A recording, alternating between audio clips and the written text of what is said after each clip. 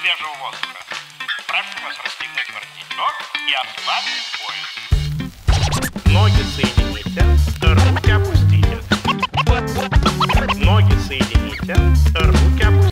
Liliane Stein, bonjour. Bonjour. Vous êtes psychanalyste et auteur de 3 ouvrages, dont le dernier, La magie du couple heureux, donne des pistes et des clés essentielles pour nourrir, oxygéner et réenchanter la relation amoureuse qui s'est asséchée au fil du temps. J'aimerais qu'on aborde ensemble quelques points essentiels qui, selon vous, constituent des freins importants au développement positif de la relation amoureuse. Tout d'abord, tout semble pousser le couple vers une idéologie de l'échec. Les médias, les réseaux sociaux donnent une image pessimiste de la vie conjugale. Ils agitent en permanence l'épouvantail du couple maudit qui se résumerait en 3 temps: la passion, la routine et puis la rupture. Vous dites que la routine est liée à notre culture. D'après vous, qu'est-ce qui manque à notre culture justement pour qu'on puisse donc vivre et voir le couple autrement ? Ce qui manque à notre culture dans nos pays très stressés, très industrialisés, très modernes, c'est la joie, simplement l'expression de la joie et de la légèreté, une forme d'allégresse et d'optimisme. Alors on est passé des années 70 où les couples vivaient dans une grande légèreté, dans une grande liberté, et parfois dans les excès d'une certaine liberté, mais c'était foncièrement joyeux, vivant, hautement créatif. Les gens se prenaient beaucoup moins au sérieux et vivaient d'une façon beaucoup plus agréable et plus légère. Ensuite, nous sommes passés dans les années 80 où là, ça a été le règne du cynisme, du jugement. Bien sûr, il y a eu cette crise économique qui a quand même beaucoup affaibli les esprits. Mais c'est vrai que nous sommes entrés dans une ère de cynisme. Les médias, la télé, etc. avaient joué un rôle important à ce moment-là. Les années 90, ça a été des années plutôt moroses. Les couples se sont un petit peu tassés sur eux-mêmes, se sont un petit peu concentrés sur le fait de vivre le quotidien le mieux possible. Voilà. Et les années 2000 sont encore un petit peu molles, mais on sent effectivement, quand même un petit renouveau, une espèce de besoin de s'alléger un petit peu. C'est en train de revenir. Alors c'est vrai qu'il y a encore beaucoup de travail, mais on est encore loin de l'allégresse et de la joyeuse ambiance des années 70. Ça reviendra peut-être. En tout cas, on sent ce désir-là chez de nombreux couples. Voilà. Mais fondamentalement, il nous manque la joie. On a perdu le sens de la joie. Un petit peu comme si le fait de vivre dans une grande opulence, parce que nous avons la chance de vivre dans nos pays dans une opulence extraordinaire. La plupart des humains de notre civilisation, dans nos pays, se sont habitués à cet immense confort, à cette immense sécurité, et c'est vraiment banalisé. Oui, c'est le problème de s'habituer justement aux choses qui nous semblent dues finalement. Oui, tout à fait. Et par rebond, on peut parler de cette manière de s'habituer, de la sécurité dans un couple, qui est vraiment problématique et qui fait qu'il y a une espèce d'endormissement progressif au niveau des efforts que l'on doit faire pour faire en sorte que son couple soit magnifique et lumineux en permanence. Et c'est possible, c'est tout à fait possible. Il n'y a pas de fatalité à ce que le couple s'endorme progressivement.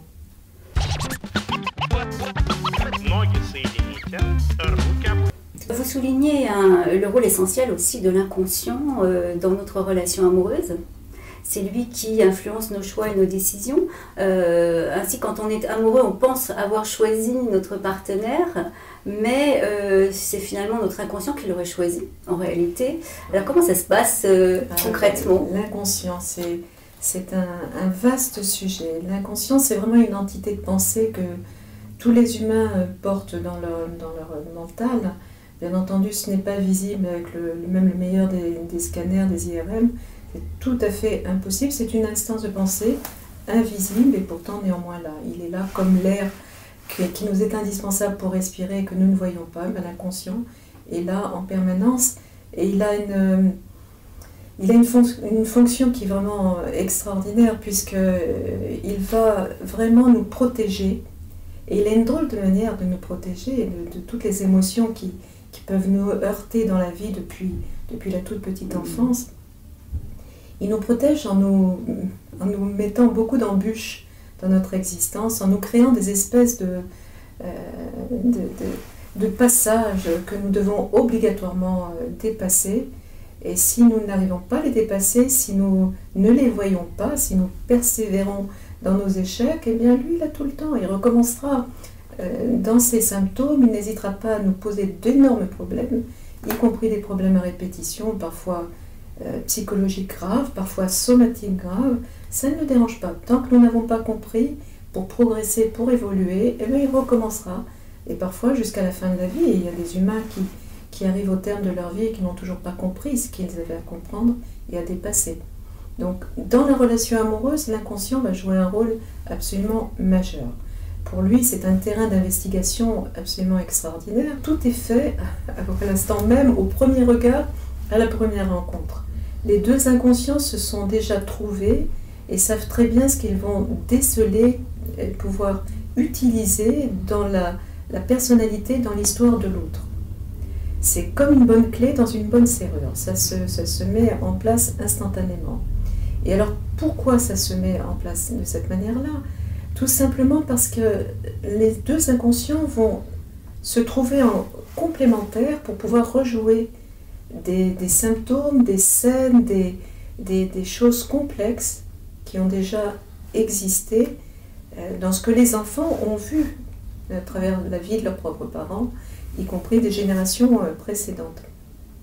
Et le but pour l'inconscient, c'est de nous faire rejouer bien à notre insu, et c'est terriblement humiliant de se dire à quel point nous sommes manipulés de cette manière-là, mais c'est pourtant la réalité. Vous dites qu'on est un peu les marionnettes de notre inconscient. Absolument. Qu'est-ce qu'il faut faire pour c'est ultra humiliant, Ouais. c'est insupportable de se dire ça. Et c'est l'inconscient dès le départ qui va déceler la faille chez la personne qui est rencontrée, une faille qui va pouvoir être utilisée, mais qui ne va pas être utilisée instantanément. C'est-à-dire que les inconscients brouillent les pistes, brouillent les données. Et même chez des gens qui présentent dès la première rencontre finalement des symptômes ou des signes qui devraient mettre en alerte, eh bien les inconscients floutent absolument tous ces éléments pour éviter de les voir et pouvoir vraiment zapper dessus. On ne les voit pas. Ou alors ils nous font refouler, ils nous permettent de refouler. Oui, tout à fait. C'est un mécanisme de défense. Qui va nous tout à fait, repousser. Qui permet de repousser, de ne pas voir toutes ces failles et tous ces bugs, tous ces défauts en quelque sorte. Mais notre inconscient, les inconscients des uns et des autres, ne font pas leur travail jusqu'au bout. C'est-à-dire qu'au bout de quelques mois, au bout de quelques années, mais en général c'est quelques mois déjà, dès que le couple est installé et dès que l'école neurochimique leur ont permis de vraiment s'attacher fortement, eh bien les premiers symptômes apparaissent, les premiers agacements, les premières disputes, les premières petites récriminations, qui sont toujours les mêmes d'ailleurs et qui reviennent et qui vont s'enquister, etc. Et c'est ainsi que finalement, à leur insu, les gens vont rejouer des scènes des disputes, des accrochages, des bouderies, des petits symptômes qui vont se rejouer au fur et à mesure, exactement finalement comme ils l'avaient vu faire dans les générations précédentes, tout en se jurant bien de ne surtout pas le refaire, et ils se retrouvent à le refaire tout simplement. Mais qu'est-ce qu'on peut faire justement pour ne pas se laisser piéger par notre inconscient? Eh bien, c'est très difficile, c'est très très difficile. C'est tout le challenge de notre existence. C'est d'abord de réaliser qu'on n'est pas tout seul à l'intérieur de nous et que on ne dirige qu'une toute petite partie des choses. Il faut avoir cette humilité-là de se dire, bon, c'est bizarre, j'ai des drôles de comportements, je me rends compte que je fonctionne finalement comme mon père, comme ma mère, que je suis capable de hurler contre mes enfants, contre mon conjoint, comme le faisait ma mère, alors que ça m'horrifiait et je ne le supportais pas. Mon père faisait ci, ça m'horrifiait, je m'étais bien juré de ne pas le refaire et je me retrouve à le refaire. Et donc il faut avoir cette prise de conscience-là et vraiment avoir l'humilité de se dire qu'on ne peut pas gérer ça tout seul. Tout simplement parce que l'inconscient n'a aucune envie que l'on découvre ces mécanismes-là tout de suite. Il le veut, mais il va nous faire d'abord passer tout un tas d'étapes. Mais il ne veut pas il le veut sans le vouloir. C'est-à-dire qu'il nous a habitués à vivre avec tous les dysfonctionnements qu'on a vus chez nos parents, on s'est adapté, on a rationalisé, on a pardonné aux parents, on a tout un tas de mécanismes qui font qu'on rationalise. Et il n'a pas du tout envie qu'on revienne sur ces rationalisations et sur tous ces mécanismes qu'on a mis en place pour pouvoir s'adapter à ces failles. Alors, il a trouvé des systèmes fantastiques qui sont les mécanismes de défense. En psychanalyse, on connaît bien ça.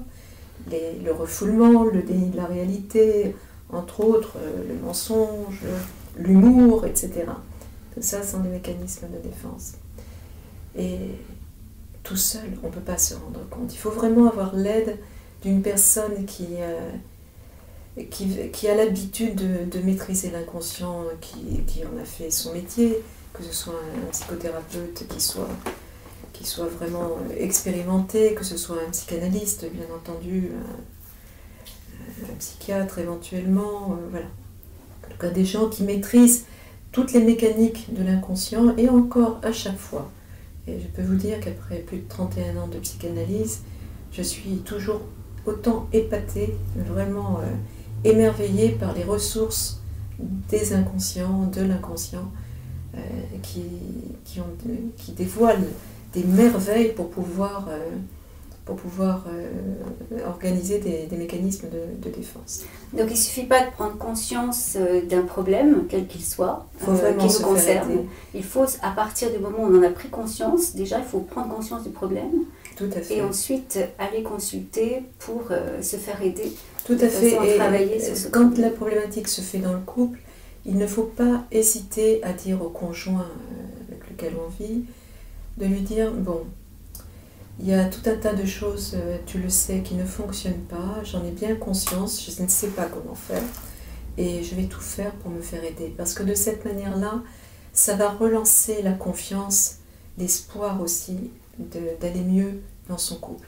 Et ça, c'est vraiment fondamental, parce que ce qui mine la plupart des couples, ce sont justement tous ces petits symptômes, petits et grands symptômes, qui viennent donner comme des coups de cuillère, vous savez, de cuillère dans un magnifique gâteau d'amour.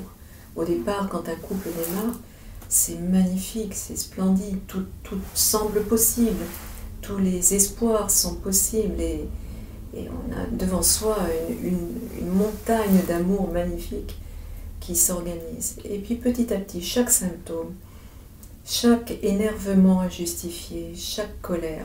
Alors quand je dis énervement injustifié, les gens qui vont nous écouter vont se dire « mais si, c'est justifié ». Mais non, c'est pas justifié. Il y a toujours un moyen de ne pas s'énerver, de dire les choses autrement qu'en s'énervant.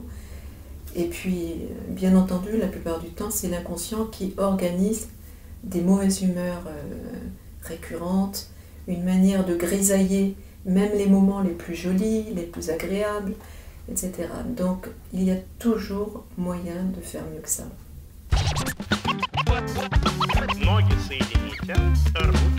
Un autre frein redoutable à l'amour durable que vous décrivez dans votre livre, c'est l'asthénie affective.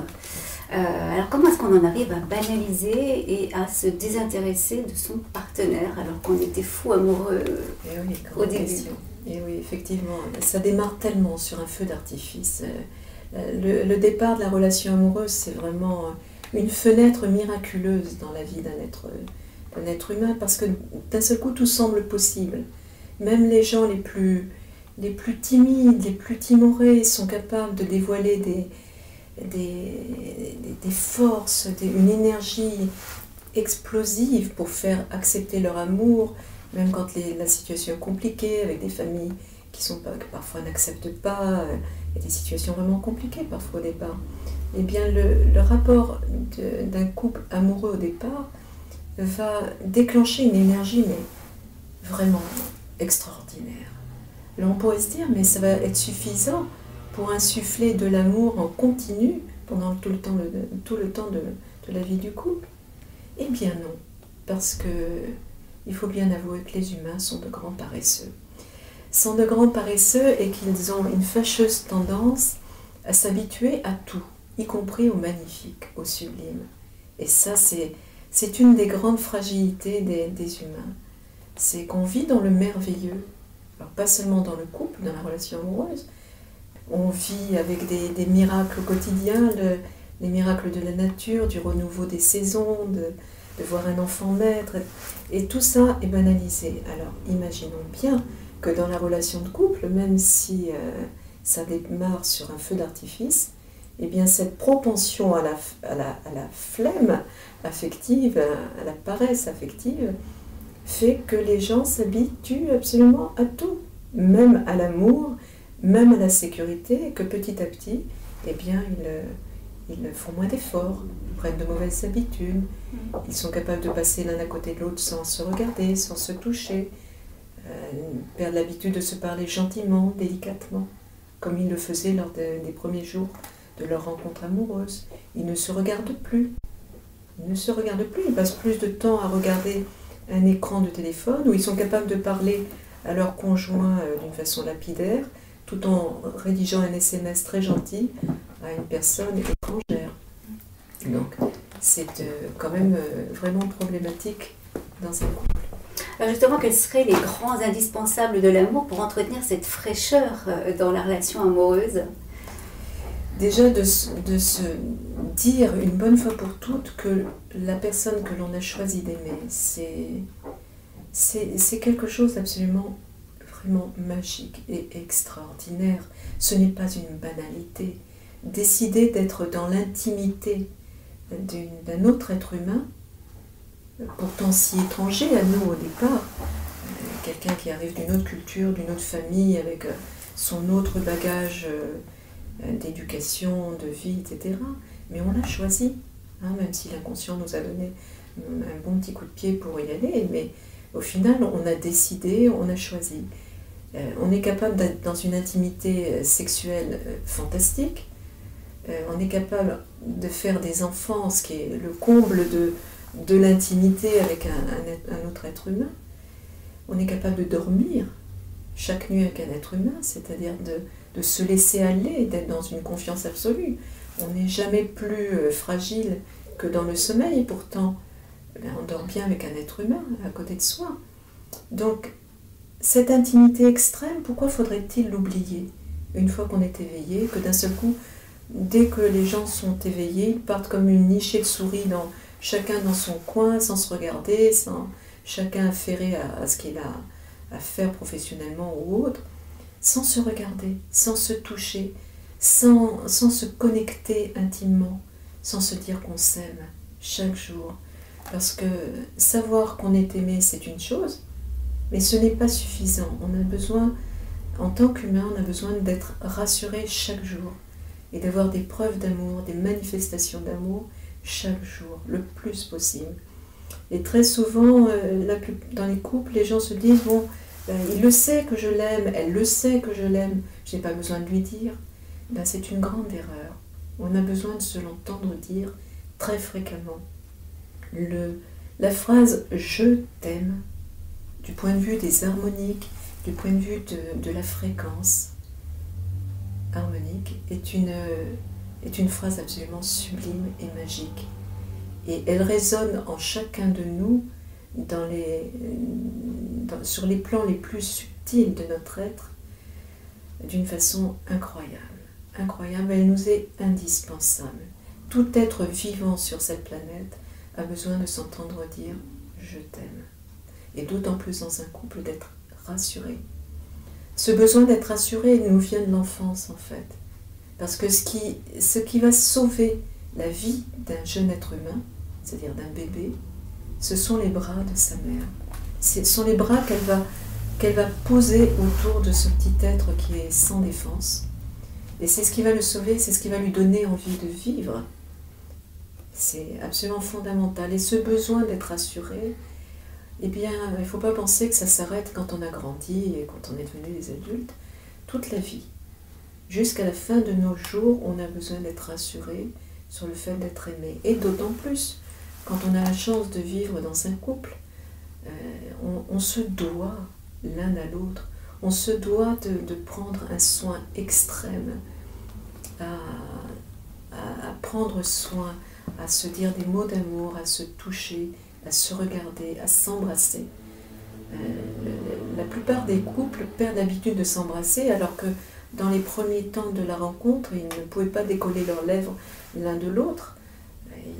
Bien sûr, ils étaient poussés par des hormones que nous déployons dans ces moments sublimes et qui donnent envie justement d'être collés l'un à l'autre, de s'embrasser, de faire l'amour fréquemment, de recommencer, de ne pas pouvoir se décoller l'un de l'autre.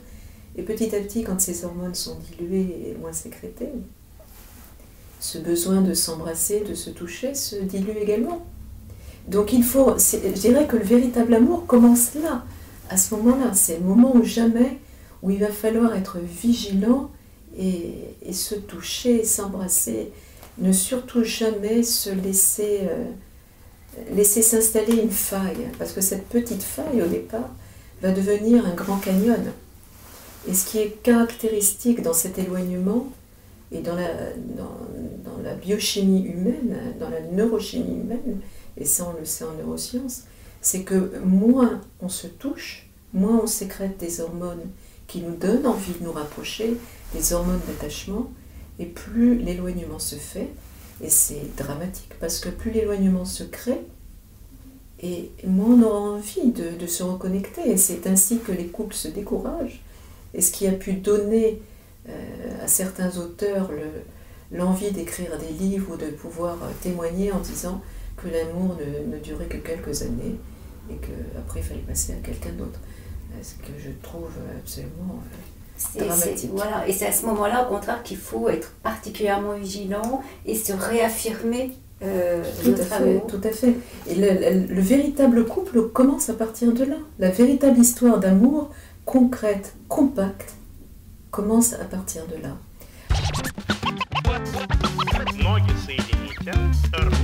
Alors quand je dis qu'il faut vraiment s'accrocher, durer et tout faire pour bien fonctionner, il y a certaines circonstances, il faut bien l'avouer, pour lesquelles il ne va pas falloir justement s'accrocher. Quand par malchance névrotique, on est devenu la proie d'une personne qui est gravement malade, qui présente des pathologies gravissimes comme par exemple les pervers narcissiques, dans ce cas-là, il n'y a pas d'autre solution et il ne faut surtout pas s'accrocher et au contraire, c'est le sauve qui peut qui va pouvoir sauver le conjoint qui est tombé dans ce piège et dans cette nasse. Donc vous parlez des relations toxiques. Des relations toxiques, absolument. Et il y en a. Il y en a bien entendu et il y en a quand même pas mal. Donc il faut vraiment arriver à déceler et faire la part des choses, peut-être se faire aider aussi à ce moment-là pour voir si on n'est pas tombé dans la nasse d'une personne qui a ce genre de pathologie ou d'une personne qui finalement ne voudra jamais changer, qui a décidé qu'elle ne changerait jamais, qui l'affirme haut et fort et qui ne voudra jamais faire le moindre effort pour évoluer dans son couple. Alors là, que faire ? Est-ce qu'il faut s'user la santé à perpétuité et essayer d'être finalement le médecin, le psy à demeure de cette personne qui ne veut absolument pas changer ? Après tout, on a tous le droit de vouloir évoluer ou pas dans l'existence. Si ce conjoint est décidé ou cette conjointe est décidée à ne pas changer, c'est son droit. Mais c'est le droit aussi à la personne qui vit avec elle de dire stop, s'amuse, et je n'ai pas pour objectif d'user ma vie à longueur de temps. Donc ce sont les deux cas où il faudra vraiment ne pas persévérer et peut-être aller voir dans une autre vie ou aller vers une autre vie qui sera beaucoup plus harmonieuse. Alors vous parlez aussi dans votre livre de l'arrivée de l'enfant, qui est une étape clé dans la vie du couple. Les nouvelles contraintes et la fatigue sont souvent à l'origine d'un essoufflement affectif entre les deux conjoints. À quoi faut-il veiller aussi pour maintenir une complicité authentique dans son couple à ce moment-là ? Et alors encore une fois, l'inconscient fonctionne dans les grandes étapes de notre vie. Donc dans le démarrage du couple et au moment où le couple va commencer à avoir un premier enfant, et un second, et ainsi de suite. Et très souvent, l'erreur que font les mères, très souvent le couple à ce moment-là, c'est qu'ils ont toute l'attention qui est polarisée sur l'enfant et ils se perdent en tant que couple amoureux. Mais il faut bien se souvenir qu'il n'y a pas d'édifice familial qui puisse tenir la route sans un couple de parents qui s'aiment et qui se le montrent. Les enfants ont vraiment fondamentalement besoin, et même les tout petits, même les bébés, et même les tout petits, tous les jeunes enfants, et a fortiori les adolescents, ont besoin pour leur équilibre de voir leurs parents s'aimer et se le montrer. Se dire des mots d'amour, être vraiment connectés l'un à l'autre, dans une grande complicité, dans une grande solidarité, de ne pas tomber dans le piège de faire bloc avec l'enfant, de faire couple avec l'enfant, au détriment de l'un ou l'autre des parents. Et vraiment, ça sera très très bénéfique pour les enfants de voir que les parents sont très complices dans une bonne complicité, intelligente, logique et cohérente vis-à-vis de l'enfant. Quand un parent dit quelque chose à un enfant, reprend l'enfant, que l'autre ne le reprenne pas en essayant de critiquer sa manière de fonctionner. Il faut vraiment qu'il y ait une grande cohérence et une grande cohésion entre les deux parents, mais entre les deux adultes qui sont avant tout un couple. Voilà, qui témoignent de leur solidarité mutuelle. Tout à fait. Face aux enfants. Chacun soit bien à sa place. Tout à fait. Ça sera vraiment très bénéfique pour les enfants et très constructeur pour les enfants. L'inverse, automatiquement, générerait des dysfonctionnements tant sur le plan psychologique que sur le plan somatique pour les enfants.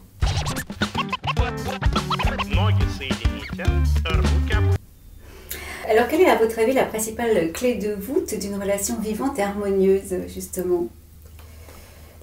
Fondamentalement, c'est de se reconnecter physiquement. Il ne peut rien se passer de positif dans un couple tant qu'on ne se touche pas, tant qu'on ne se regarde plus, tant qu'on ne se parle pas gentiment. Je ne sais pas si vous avez remarqué, ou si nos auditeurs vont le sentir, ou vont en prendre conscience, mais tout nous pousse à parler vite, à parler fort.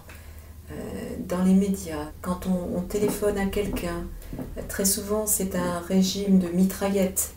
On parle vite, on parle fort, il faut s'exprimer sans ménagement, comme si finalement il n'y avait plus à avoir d'égard, de délicatesse à prendre dans la communication. Et dans la relation de couple, c'est vraiment très préjudiciable. Si l'on se souvient, et ça vraiment, je dis souvent aux couples qui viennent me consulter, de se souvenir de la manière délicate avec laquelle ils se parlaient dans les premiers temps de leur couple, combien ils prenaient soin de leur diction, de la délicatesse de leurs mots. Tout était choisi, tout était délicatement choisi. Alors, maintenir le désir sexuel, c'est un challenge important dans le couple. Comment est-ce qu'on peut s'entendre sexuellement et ne pas sombrer dans la frustration, notamment en raison des envies et des besoins différents des deux partenaires ? Comment est-ce qu'on peut rester synchronisé comme ça entre les deux partenaires ? C'est vraiment une des questions qui est la plupart du temps posée par les patients lorsqu'ils viennent en thérapie de couple ou même individuelle. C'est de constater la différence de désir chez l'un et chez l'autre, tout simplement pour des raisons tout à fait naturelles et biologiques. C'est que les rythmes hormonaux ne sont pas les mêmes, donc ça influe énormément sur le désir, avec un très fort désir quelques jours avant l'ovulation, beaucoup pendant l'ovulation, et après l'ovulation, une chute massive au niveau hormonal chez une femme, ce qui fait qu'elle entre dans une phase où elle est un peu plus calme de ce point de vue-là. Et c'est très souvent dans ces périodes-là qu'il y a des dissensions dans le couple, parce qu'il y a une demande naturelle de sexualité qui ne se fait pas. Où la femme est moins demandeuse, moins réceptive, plus fatiguée, etc. Donc il faut accepter ces différences. On n'est pas fait de la même manière, et d'autant plus entre un homme et une femme. Il y a vraiment des différences majeures sur ce plan hormonal. Il y a le fait que la vie actuelle est donc tellement fatigante, et au niveau professionnel, une femme mais un homme aussi ont tant de choses à gérer dans une journée. S'il y a des enfants, c'est d'autant majoré en termes de fatigue. Le désir sexuel a besoin de temps, a besoin de calme, a besoin de spontanéité, de rire, de fou rire, de joie. Hein, et ça ne doit pas devenir une activité obligatoire en plus de celle des autres. Hein, donc il faut savoir se ménager des espaces d'amour, des temps d'amour. Quand il y a des enfants, c'est pas évident. Il faut accepter de temps en temps de les faire garder un week-end pour s'offrir un week-end amoureux, et on n'a pas besoin de dépenser des fortunes pour ça, mais encore faut-il avoir quelqu'un, une grand-mère, des grands-parents, des amis qui vont garder un ou deux enfants, mais ça c'est vraiment indispensable. Le couple a besoin de se retrouver en entité amoureuse fréquemment pour retrouver du plaisir. Sinon, pour beaucoup, il s'agit d'une contrainte. J'ai de nombreuses femmes qui me disent en consultation, je suis tellement épuisée que pour moi il s'agirait d'une contrainte supplémentaire. Donc c'est quand même dramatique, alors que dans les débuts amoureux, on était loin de parler de contrainte, et qu'au contraire, il n'y avait pas assez d'occasions pour pouvoir se rapprocher sexuellement. Merci pour tous ces conseils et toutes ces pensées positives, Liliane Holstein. Est-ce que vous avez un projet à venir? Un livre éventuellement? Il y aura bien sûr d'autres livres, oui, bien sûr. D'autres livres toujours basés sur l'aspect positif de la vie. On a vraiment de la chance d'être des humains sur cette planète, c'est un cadeau. Tout à fait. Merci beaucoup, Liliane Holstein. Avec plaisir.